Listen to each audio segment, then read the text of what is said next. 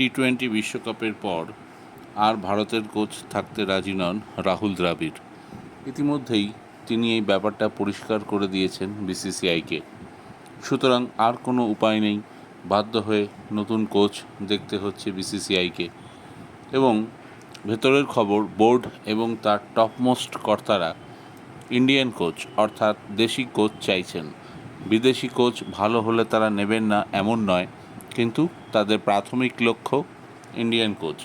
এবং এই তালিকায় প্রথমে ভিভিএস লক্ষ্মণের নাম শোনা গিয়েছিল, কিন্তু লক্ষ্মণ না করে দিয়েছেন। সুতরাং এখন বোর্ডের টার্গেট গৌতম গম্ভীর। বিশেষ করে এবার আইপিএলে কলকাতার মেন্টর হিসেবে গৌতমের ভূমিকা দেখার পর থেকে বোর্ড বুঝে গিয়েছে গৌতমের হাতে দায়িত্ব তুলে দিলে একটা ভালো কিছুর আশা করা যেতে পারে। দীর্ঘদিন আইসিসি ট্রফি জেতে না ভারত, সেই মহেন্দ্র সিং ধোনির হাত ধরে 2013 সালে ইংল্যান্ডকে হারিয়ে চ্যাম্পিয়ন্স ট্রফি জিতেছিল ভারত। তারপর থেকে আইসিসি ট্রফিতে ভারতের ব্যর্থতা চলছে তো চলছেই, না বিশ্বকাপ, না চ্যাম্পিয়ন্স ট্রফি, না অন্য কিছু। ক্রিকেট টেস্ট বিশ্বকাপও জিততে পারেনি ভারত। কিন্তু গৌতম গম্ভীরের মুশকিলটা হচ্ছে তিনি বড্ড স্ট্রেট ফরওয়ার্ড। যদিও এবার ভারতের কোচ হওয়ার অন্তিম তারিখ, মানে অ্যাপ্লাই করার অন্তিম তারিখ 27শে মে। গম্ভীর ইন্টারেস্টেড থাকলে তাকে সেই তারিখের মধ্যে ফাইনালাইজ করতে হবে। তো যা বলছিলাম, গম্ভীর অত্যন্ত স্ট্রেট ফরওয়ার্ড। তিনি কখনো মিথ্যা কথা বলেন না, সাদাকে সাদা কালোকে কালো বলার হিম্মত রাখেন।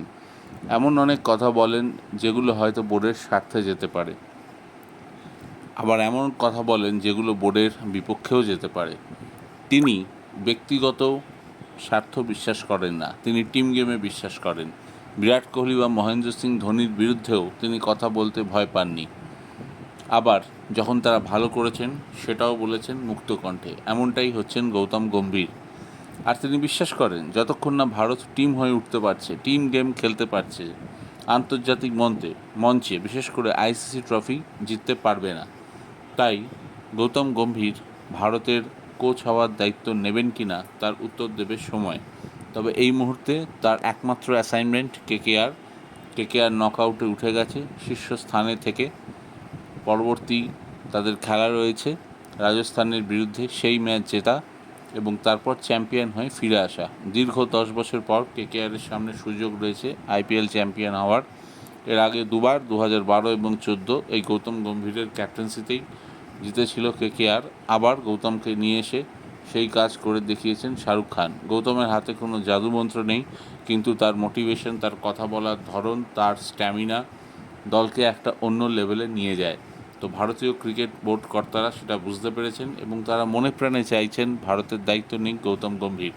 কিন্তু তার একটি রাজনৈতিক দায়িত্বও আছে এবং তাছাড়া গৌতম হাজার মানুষকে দিনে বিনা পয়সায় খাওয়ান, সেদিকেও তিনি মনোনিবেশ করেন।